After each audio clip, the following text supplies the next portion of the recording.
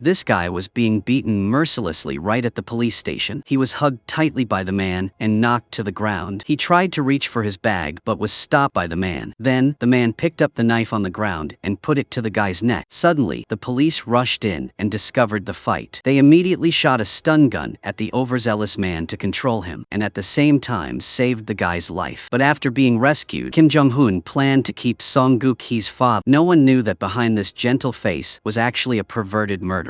This devil had killed countless people, especially young girls, wandering around at night in Korea. This girl was no exception. The story began late one night in Seoul. After getting off work late and not being able to catch a taxi, this girl had to walk home. Just then, a car drove up. A man named Do-sik wanted to give her a ride, but because it was late at night, she refused and left. He only cared about drinking and playing the guitar. While walking, a weak cry for help suddenly came from inside the car. When she got there, she saw a man gasping for breath. Not knowing what was happening, the evil Do-sik appeared and dragged the girl into the car, and the last groans rang out, so the girl's life was murdered by that bastard. After that, this bastard changed his clothes. He called 911, pretended to be a witness, and waited for the police to arrive. He pointed out the location of the girl's body. After smoking a cigarette, this murderer brazenly said that he saw 3 foreign men repeatedly stabbing her with extremely tragic stabs. Do-sik still calmly enjoyed the results of his actions outside the law. At a company in Seoul, an extremely beautiful girl named Kyung-mi had been deaf and mute since childhood, but was very active and kind. Kyung-mi's job was to communicate with other deaf and mute customers using body language through video calls. She was always teased by her male colleagues for her skinny body by unacceptable words. Despite her disability, she could read lips when speaking. Although it was very uncomfortable, she had to accept it. Kim Jong-un began to proactively approach and win Song-guk-hee's named Lee Dong. Lee Dong's wish was to earn a lot of money to take her daughter out. In another situation, this girl was asking her older brother named Jong-tak to go out. Because he was worried about his sister, he said he had to come home before 10 p.m. But when the older brother got home from work, he still couldn't find his sister. So he immediately called her, but couldn't get in touch. Because he was worried about his sister, he went looking for her. In the quiet of the night, Do-sik was looking for new unfortunate victims. By chance, Do-sik saw Kyung-mi bringing her mother home, and she went to the parking lot, leaving her mother alone. This was a good opportunity for him to approach his prey. He immediately went towards the victim to examine the surrounding situation. When he was sure that no one was nearby, he began to speed up towards the mother. Thinking that her fate had ended, a voice suddenly rang out. It turned out to be So-jung. Her appearance accidentally saved Kyung-mi's mother. This seemed to be fate that changed the devil's mind. When he was standing between two preys like that, he chose the young girl who had just ruined his good deed. At this time, So-jung was on the phone with her older brother, so she did not hear Do-sik's footsteps approaching from behind. After he had done away with the poor girl, he returned because he had not given up on the mother. But luck smiled on her again when Jong-tak. At the same time, after finding a parking space, Kyung-mi was on her way to the meeting point with her mother. Suddenly, someone threw a white shoe at her from inside the dark alley and was seen by Do-sik. If she dared to go inside, she would die. The second shoe was thrown out, along with a weak cry for help, making Kyung-mi curious and gradually move inside. The situation was very tense at this time. The girl walked alone to find out what was in the dark. Suddenly, a face appeared, making her panic. It turned out to be Jong-tak's younger sister, looking extremely weak. Before she could understand what was happening, the murderer rushed forward and pressed Kyung-mi down on the street with an axe in his hand. Jong-tak told So-jung that this girl would die because of her. Seeing that, So-jung used her remaining strength to push the murderer down, allowing Kyung-mi to run away. As soon as she got out of the alley, she saw her mother. Kyung-mi had to run in another direction to keep her mother safe. She tried to run as fast as she could to lure the murderer away from her mother. Kyung-mi went to a parking lot. Do-sik had also come after her. She quickly hid behind the cars and ran to an iron door, carefully opening it as gently as possible. But because it was damaged, it made a sound. Do-sik heard it and immediately went to Kyung-mi. When she saw him, she was very scared. In a dangerous situation, luckily, she managed to get inside before he caught up. "You will call me that later," opened the door as gently as possible and called her mother. Kyung-mi told her mother to stay there and not go anywhere. As soon as she hung up the phone, the motion indicator flashed. It turned out that the murderer had entered the car with a knife in his hand. Do-sik told her to drive to her mother so he could catch both of them at once. But because Kyung-mi didn't want her mother to be in danger, she suddenly accelerated the car, crashed the car into the wall.